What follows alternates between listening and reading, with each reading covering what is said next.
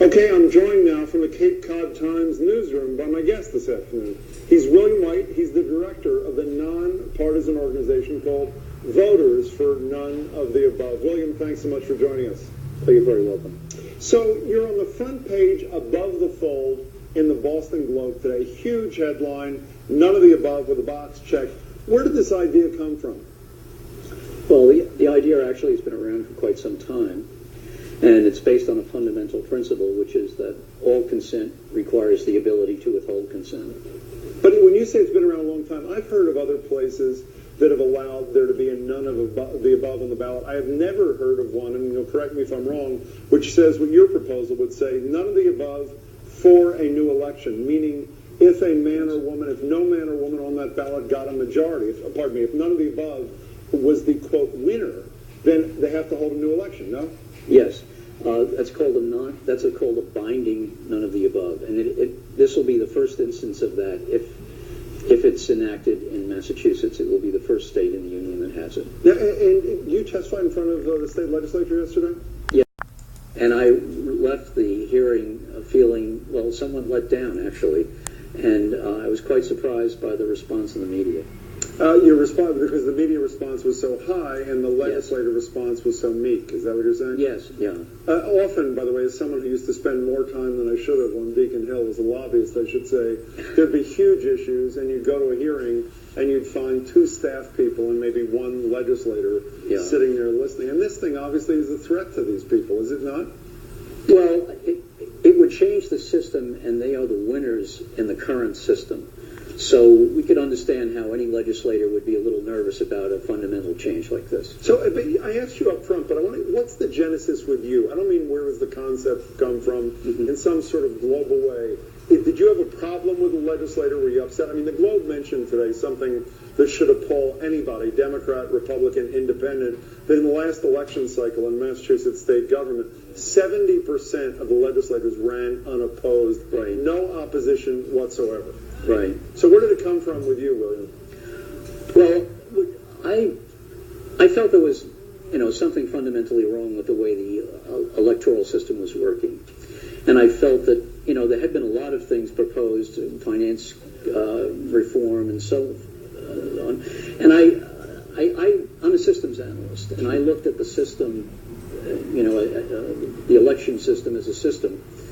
And what struck me was this idea about having none of the above on the ballot, because it addresses a fundamental problem, I think, with the way the ballot is set up.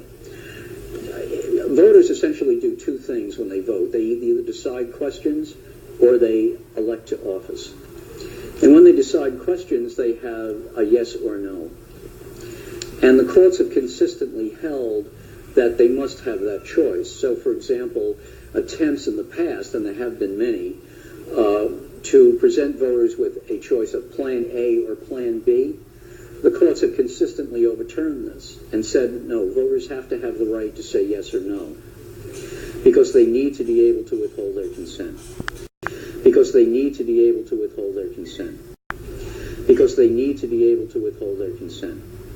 And yet, in elections to office, we really don't have that ability to withhold our consent. As someone, and it's like, I don't know how much support you currently have, but there are at least three of us. There's your representative, there's you, and there's me, which maybe is a start. I have to say, of all the proposals I've heard, this is a pretty simple one. I don't mean simple-minded, but simple. Yes. I can't imagine anything that would strike more fear in the heart of a local or statewide elected official than the notion that they could end up on a ballot and lose to none of the above. What could give an incumbent or a candidate religion more than have to actually go back and satisfy the folks at home?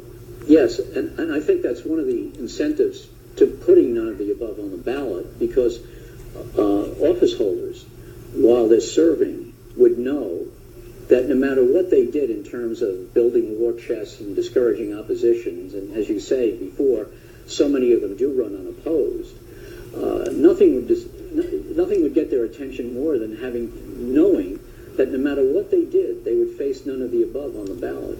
Do you want to talk? I knew that the size of our challenges had outgrown the smallness of our politics. I believed that Democrats and Republicans and Americans of every political stripe were hungry for new ideas and new leadership and a new kind of politics. Very doubly disturbing about it. It's so symptomatic of why we are so gridlocked in Washington. People can't reach across the aisle, and we give poison speeches, and it's just. I think the approval rating of Congress is at an all-time low. Perhaps more disturbing, our polling shows that there's like 4% of the American people think the country's on the right track. That shows a lack of confidence, a lack of trust, a lack of, Americans are known for their confidence and their belief that we can get things going again. I don't have to tell anybody in the state of Iowa. So I have obviously been on the phone